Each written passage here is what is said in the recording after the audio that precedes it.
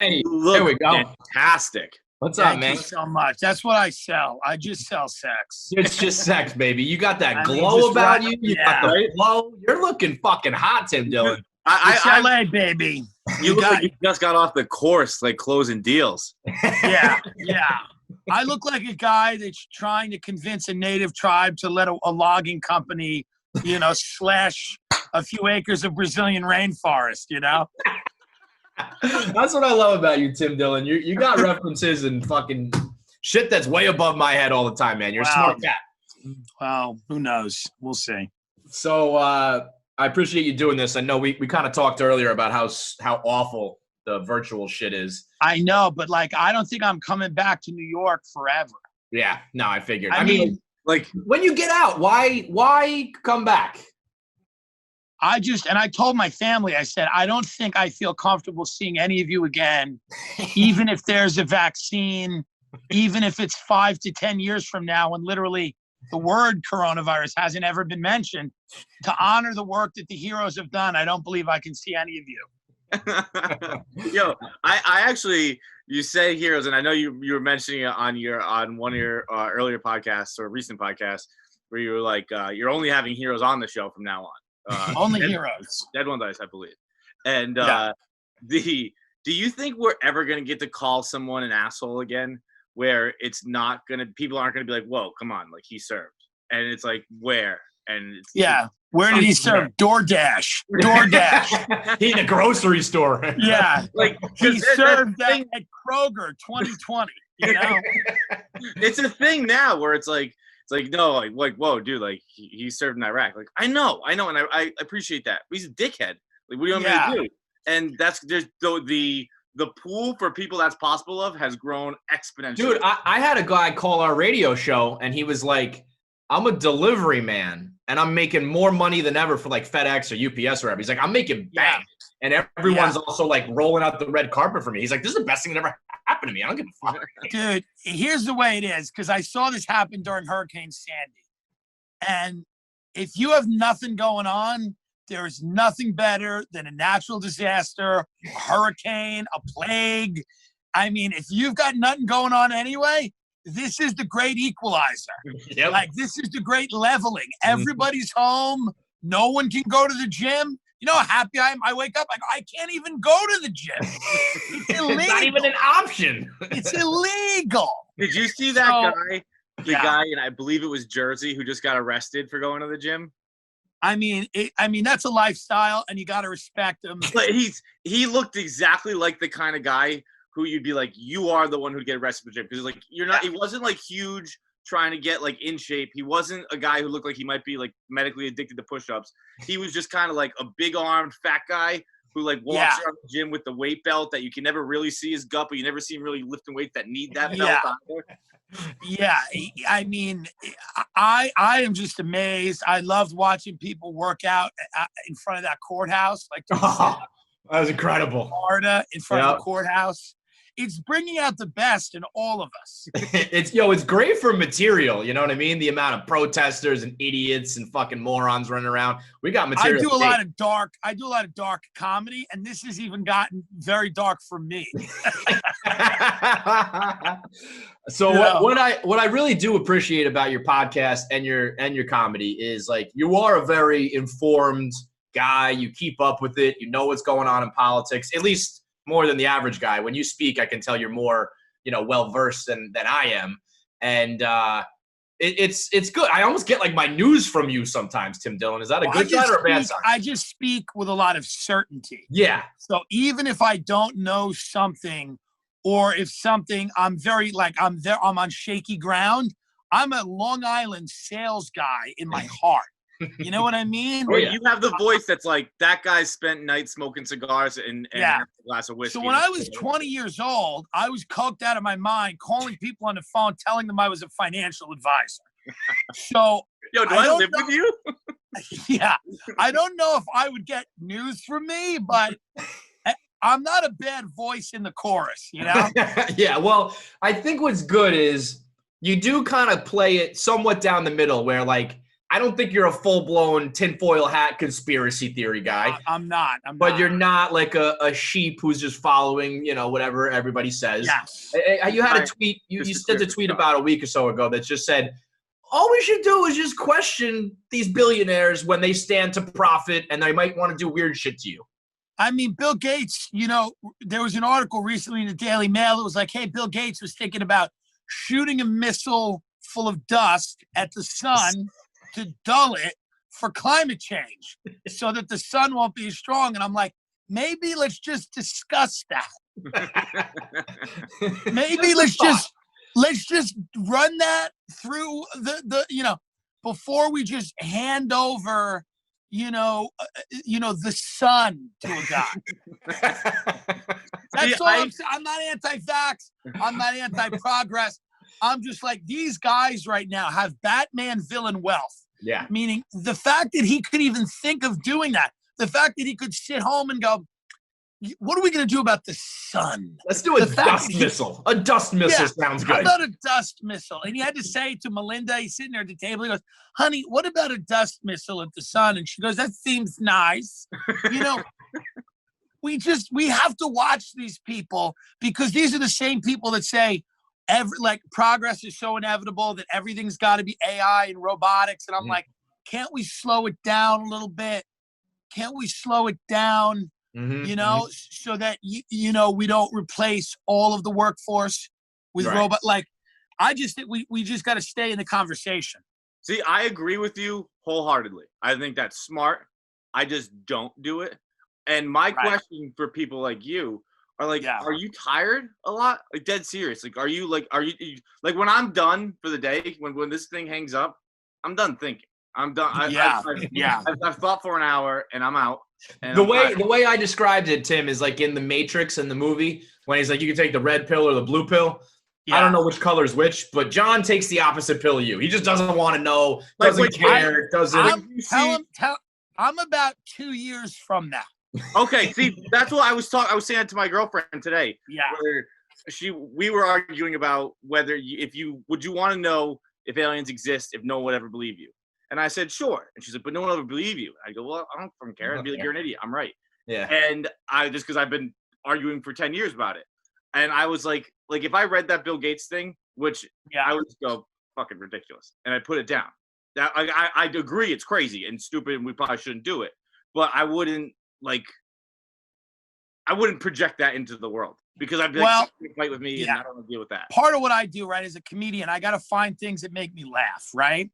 So when I read that article, the first thing that happened was I just started uncontrollably laughing because it was like, experts warn that Bill Gates shooting missile of dust at sun could be a calamity, And I just thought it was funny. Like everything that I get into, for the most part, a lot of it is because I think something is funny or that I can make it funny. Not everything, but a lot of things, whether it's the Bill Gates thing or something, I look at it like I'm obsessed with real estate shows, right? Because I think they're hilarious.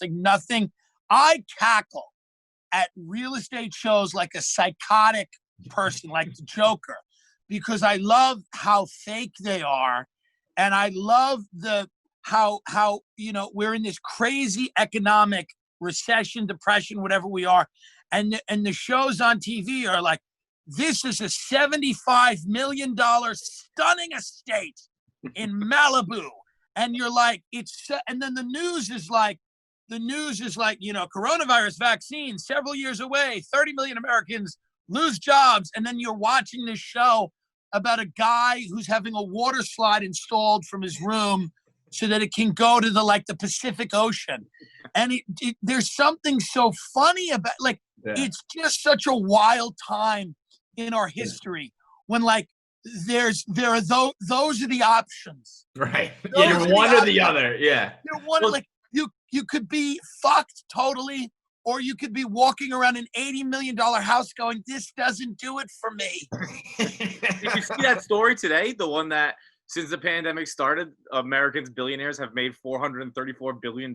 They're doing well. Oh They're doing good. They're adding a lot of fucking pools, Tim. That's the shit where you got to be like, well, let's take a look at that. What the fuck is going on here? You guys made 400 billion while we're all losing, I mean, it's like anything else, right? If you see an opportunity to accelerate a lot of the things that were happening before this pandemic, a lot of these people were heavily invested in, whether it was self-driving cars, automation, AI, all of this stuff right now, because of this situation, seems not only inevitable, but desirable, right? You'd rather deal with a robot that can't give you coronavirus, right? But what is the economic impact of all that stuff going to be? And how quickly does this accelerate all of those trends? Whether it's surveillance, whether, it's, weird, things where you got to have, discussions about ethics, should we be tracking people that have a fever? Should we be, getting into people's search histories without a warrant, which the FBI can now do? Should we be doing all of these things? And you just got to pay attention to all that stuff, And I mean, I think you were talking on your podcast about, in general, like whenever the government can take more power and control, they will. And I think you brought up 9/11 as like the last time that happened.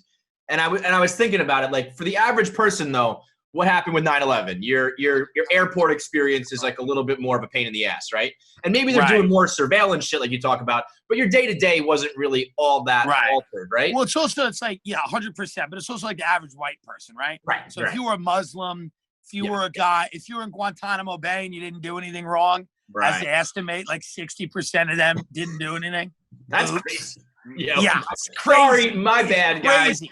Yeah. So it changed quite a bit, right? Or if you were a Pakistani kid playing soccer and you just saw this death machine flying in the sky and it just blows up a village and you're like, what the fuck? So it's like, for certain people, it didn't change that much, but like, I think we're all, potentially less safe because of what went on after 9/11. Like you look at all these countries that got destabilized, right? Sending all of these refugees across Europe, it's destabilizing all of these countries probably made us in the long term less safe, probably made people a lot of money. So it's like, average American, the airport's annoying. I don't care if you really read my email. You're going to see me curse out to Postmate. Who cares? Right. But what I think we have to look at is like long term, what are the effects of a now we can just go to war. No one ever has to explain to us why we're at war. And that happened after 9/11. People were just like, yeah, man, there's an invisible enemy called terrorism. Right. And, we got to do it. We got to go. Yeah. I was reading an article recently, probably within the last week, that was very interesting, where it was like basically Hollywood even refuses to fight that fight for us, where like the last movie to even address like overreach government surveillance aside from Snowden was fucking Enemy of the State. And they were like, because that was 98. And then 9/11 happened, and everyone could just go, "Well, it's patriotic. It's not patriotic." Yeah, you're anti-American if you're doing that. Yeah. There was, what was the one with Ryan Felipe, which was kind of like Bill Gates. He actually watches. He listens to my podcast, which blows my mind. Ryan Felipe. Ryan Philippi guy. Philippi, excuse us. Animal. Sorry, Ryan. Maybe, by the way, maybe it is Felipe. Oh, it's Felipe. No idea, but that's the certainty of a Long Island sales guy. Like I know it's Felipe, and I was like, shit, my bad. Yeah. I don't even. But he listens to the show, which it makes me laugh. I just think it's funny. The podcast with Whitney Webb was wild.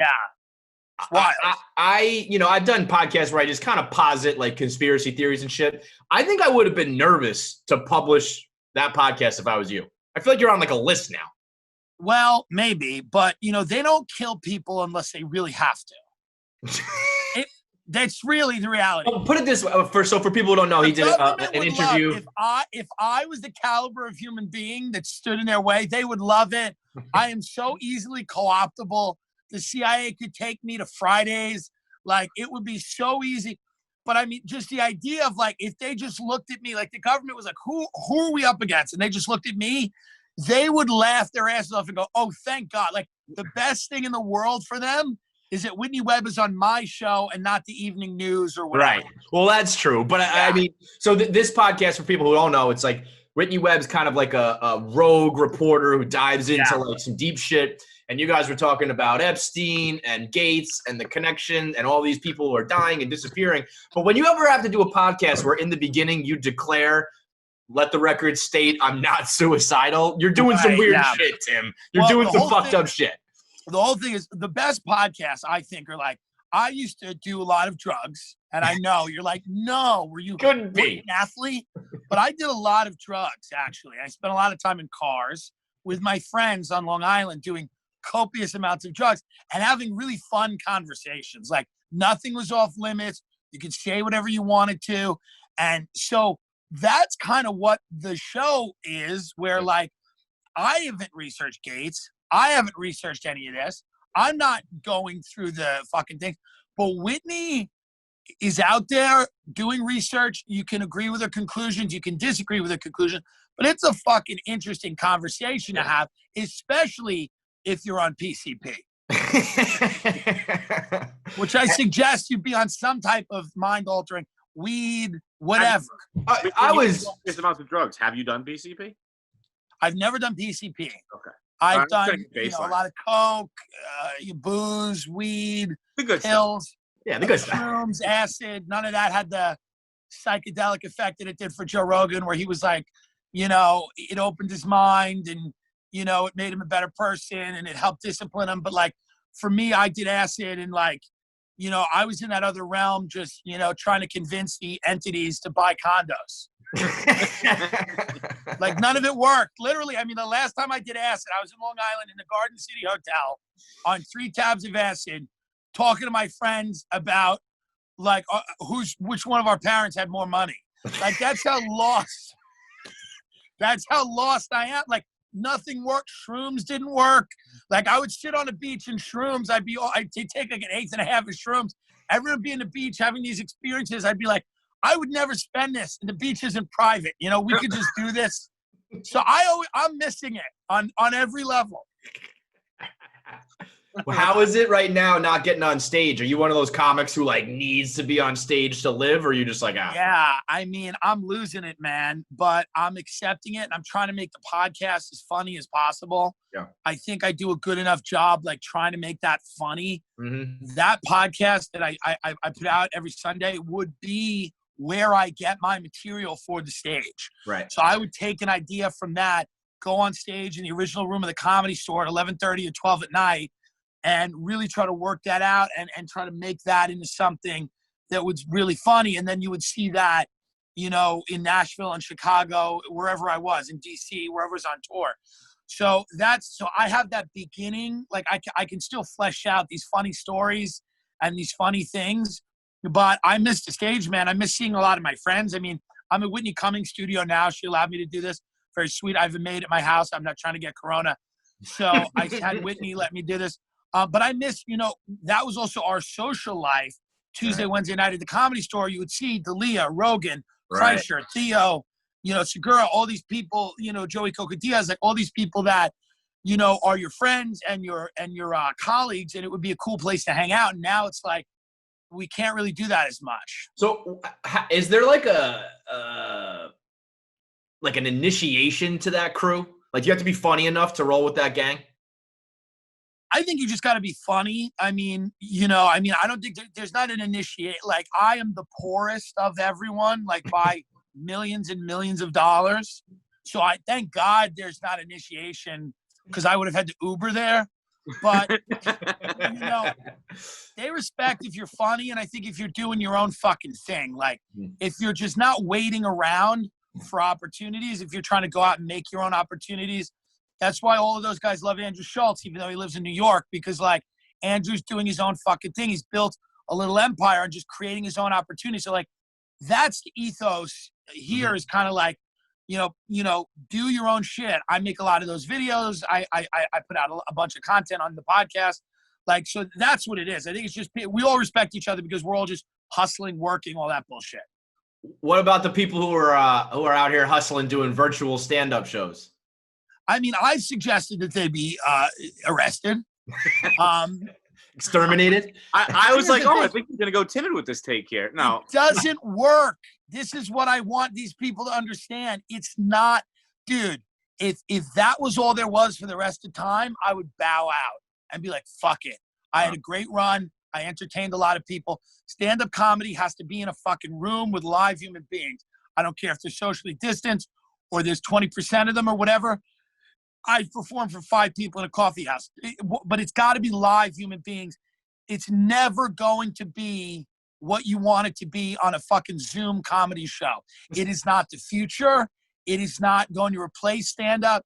It is stupid. And I know that some people have to do it. And some people are making money doing it. And I'm not judging those people. I am. But what I'm saying is that it fucking sucks. Yeah. Now podcast at this. Just do a podcast, you know? Right. Once again, I agree with you. But what's your level of concern that like you're going to be a cold takes exposed in 10 years? Like the newspapers who are like, you got to be in the room to talk about sports. You got to interview guys. I don't care. I'll bow out. Like I have no interest in doing virtual stand-up comedy. I love podcasting. That is my version of it. So if everyone else is doing virtual stand-up comedy, I will podcast and be funny in the way that I'm funny. And if that's cool, that's cool. But I have zero interest in doing a Zoom comedy show from my bedroom and fucking going like in front of my wall, like, hey guys, so the other day, have you ever been in front of the it's stupid. So listen, there's a certain point. If I gotta bow out, I fucking bow out. That's life in the big city, man. Right? I'm interested to think what's your thought on what we should do right now? Should we open back up? Should we stay closed? Like what's your thoughts? You gotta open up places where you can. It's probably a case-by-case basis, but you got to open up. You got to allow people to go out and earn money. You have to isolate vulnerable people. I mean, this entire thing's been a mess. The whole thing's been a problem. We should have had testing. We're such a high-tech country, you imagine, right? I could press a button and have sushi brought to my house in 25 minutes, but somehow we can't get anyone tested. No. It's weird. It makes you conspiratorial because you're like, we have the money. It's just government's inefficient. Mm-hmm. And the private sector doesn't have any interest in doing anything until the last moment because there wasn't money in it before it happened, right? Mm-hmm. So we have listen, man, Donald Trump and Nancy Pelosi are calling each other names like schoolyard names. Mm-hmm. She's calling him fat. He's calling her old. It's like gross or whatever.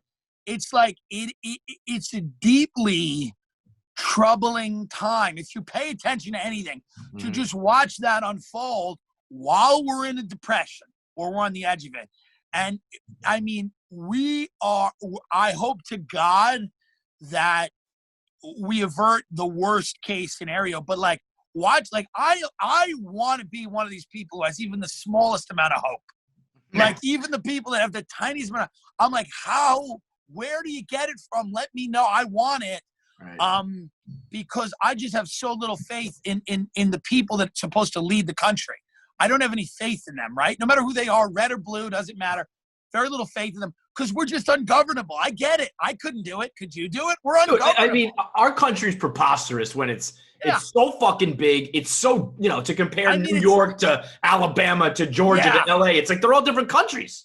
It's hilarious, but it's ungovernable. I mean, it's very fun. If you accept that we're kind of in a mess, it's very funny to just sit back and have fun and go, yeah, I mean, we have a pandemic. Some people don't believe it's real. Some people think we should stay locked down for the rest of our lives.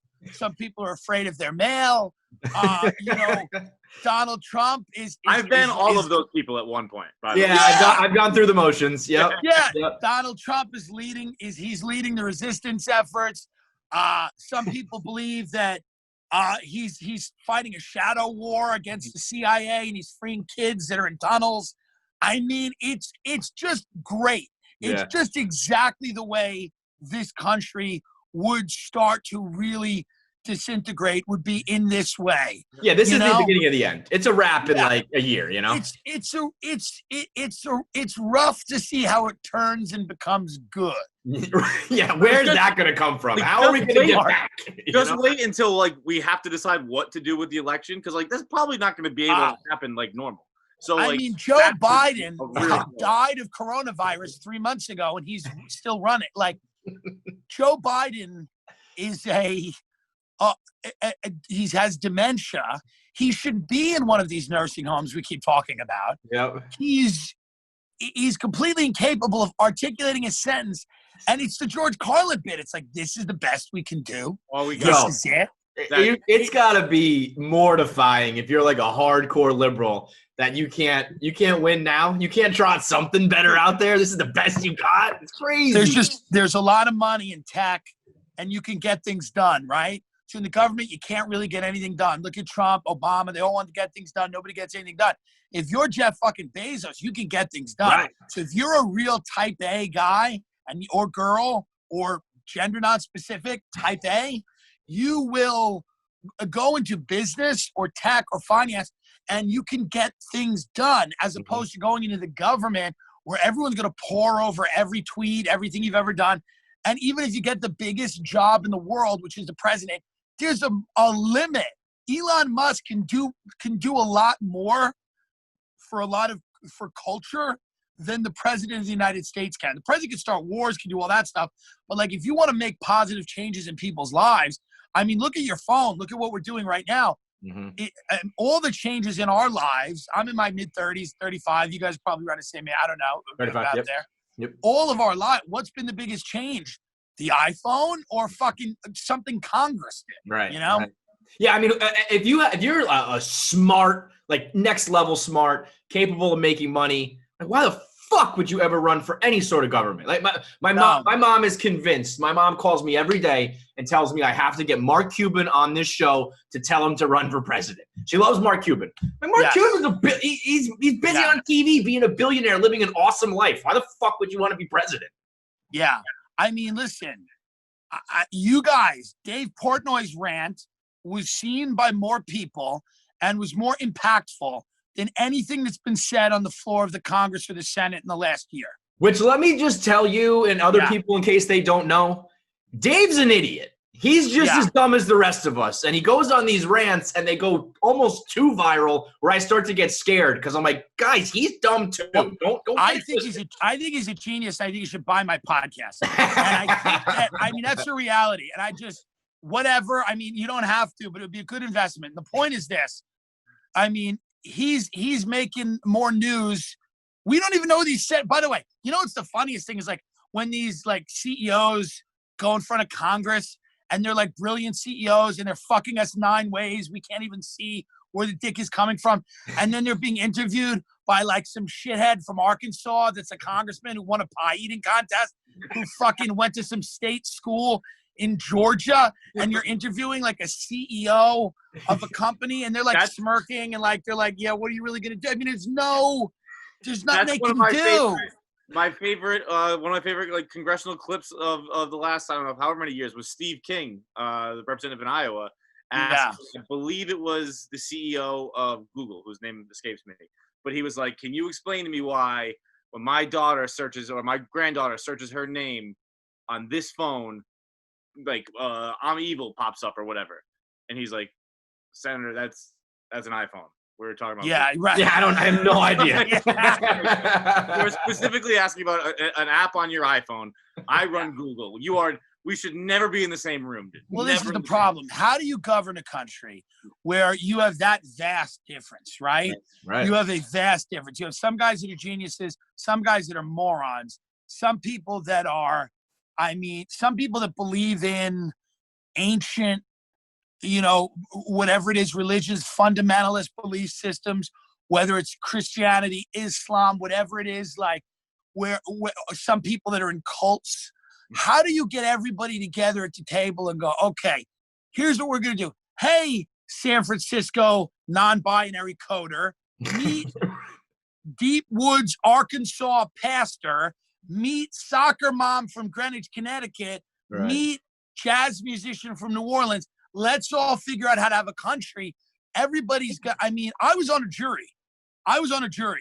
And it was a murder trial, murder and torture. And we ended up convicting the guy. I think he was guilty. I didn't pay attention. But I didn't like his eyes. He had beady eyes. So, but being on a jury, you see immediately that it's like, it's so hard to govern anything because everybody's dealing with, I mean, it's a true vast difference between somebody who's really intelligent and somebody who's just like barely functioning. Well, that was the last straw for me in this quarantine where I just said, like, I'm just gonna even stop talking about issues. When there was the news clips of the people coming out of church saying, I am bathed in the blood of Christ, so I'm good. I was just like, we cannot talk. We cannot eat, you know, like that makes no sense. It doesn't compute. Yeah, it doesn't compute. But I mean, then the media doesn't compute either because every article the media says is coronavirus. Officials are hopeful. It's the deadliest day of the year. It's like they go, vaccine on its way and also not possible. We won't have one ever. At least like they'll be like, hospitals are very busy, but some are closing because no one's going. You're like, what the hell? Yeah. That the article in Boston, I understood what the Boston mayor was really saying, but the one article in Boston that said we can't open up the city because nobody has the disease is like, you have to understand how that's going to sound to people. People are, you know, I get it. He means that, you know, we don't have the antibodies. We don't have herd immunity. Yeah. But for the average person, they just go, what the fuck are you talking about? My aunt is like a typical boomer who fetishizes the quarantine. And I'll call her and I'll go, you know, we need to open up. She goes, you know, we don't. What we need to do is stay home. And she's just cocooned in a blanket with a glass of wine, watching CNN while her mind melts, baking bread. And, you know, she's like, stay home. Like this quarantine's been a boon for like cat moms. Oh yeah. You know? Oh yeah. Like women that are 27, but they're like, I'm a grandma. Like they are like loving baking bread. Look, I made a zucchini. You know what I mean? It's been a boon for narcissistic celebrities who are like, nature's fighting back. Oh, that's the best. This is the earth cleansing itself. Yeah. It's a cleansing. It just, you need to listen to your breath. And it's just like, the earth some people are enjoying it. Us. That's what it's doing. The earth is just swallowing all of us whole. And it's like, I have friends that are making more on unemployment now than they ever have. You know, they're so happy. I've read a lot of that. They don't want a vaccine. I'm not gonna go back. Like I have friends who are like, I'm probably not gonna go back. Like I don't know the exact breakdown of it, obviously, because I'm not on unemployment right now. But like, I have one buddy who's like, dude, I make 80% of my salary right now. And I can't for 2 years or something like that. Sit at home. Yeah. He's like, I hate my fucking job. I'm miserable. I love all the people in New York City that are guilting people for leaving. This is how sick. I'm so happy I'm out of there. And I love New York, but like, I'm so happy I'm out of that sick, masochistic relationship people have with that city. Because people are like, we're going to remember the people that fled. It's like, shut the fuck up. Are they serious about that? Because I've seen that stuff. And I kind of just laughed. I got the fuck out of there in like a week and a half, 2 weeks or so. Like, dude, people want to live. They want to live, okay? They want to get out of that rat hole. Stop. And stop making, listen, Cuomo's done some good things. Let's not pretend he's the guy, he's a meatball. And let's stop pretending he's the most brilliant politician that's ever lived. I don't know, like, everyone's like, he's so inspiring. I watched one of his speeches. I'm like, what retard, is this inspiring? I mean, the guy is just doing what every politician does, which is go out and he's like, we got to be careful. We got to, you know, your mother's making sauce. It's like, what? And everybody's like, it shows you how much people want a messiah. Anyone will do. Anyone will do. Like my aunt who hates Trump would suck Cuomo's dick because she's such an idiot that she needs a messiah. Because she's just on her couch in cloaked in her blanket and just drinking or like they need someone to like lead them out of it, you know? Yeah, 100%. When that movement started, like write in Cuomo as the Democratic candidate, and I'm like, are we talking about the same fucking guy here? Like he just reading from like a teleprompter. We're not talking about run anybody. Run Michelle Obama, run Cuomo, run anyone. Anybody instead of Biden, right? Yeah. He's like I agree. He's like all right, he can do full sentences and he has that little inspiration and it's like You couldn't get someone like that. Right. You couldn't get someone like that actually on the ticket. It's that. Right. Why does that have to be a last second? Oh, wait a minute. What about this guy? Why would we focus on that? But then also, like, you see shit on TV, and then, like, today the report is, like, him and de Blasio contributed to, like, 36,000 deaths by not doing a week earlier, the lockdown. Right. So they're just as fucking stupid. The whole point here, red, blue, left, right, old, young, whatever. Nobody knows what the fuck they're doing. Nobody knows what the fuck they're doing. It's a cheap time to score points. Mm-hmm. People should just hopefully, like, I don't know enough about medicine to know anything about what the fuck's going to happen, but I do know this. It's unsustainable to lock the world down until you find a vaccine. Yeah. I wouldn't you be so scared, though? Because you get one shot. That's it. You get one shot to go, everyone, you can go outside again. And then if everyone goes and gets all fucking sick again, guess what? You're done. They don't care if people die. Here's what's great about these politicians. I'm saying they don't give a shit if people die, Absolutely which is not. a fun added bonus. But you will lose your spot, though. You will lose your position. They do care about that because they want to be that messiah that your aunt's going to suck their dick. Right. They do care about that. But we're living in a time of disassociation. So they can easily convince you that they are not responsible. Our system of government right now, there's so many layers of it. It's so complex that it's like a diffusion of responsibility. It's very like people, anti-lockdown protesters are being egged on by Trump, who started the lockdown. Right.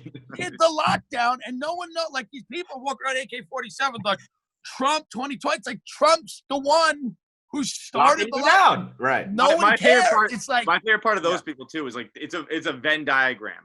Like those guys fighting in Michigan, that's a Venn diagram of the people who are Blue Lives Matter until right. They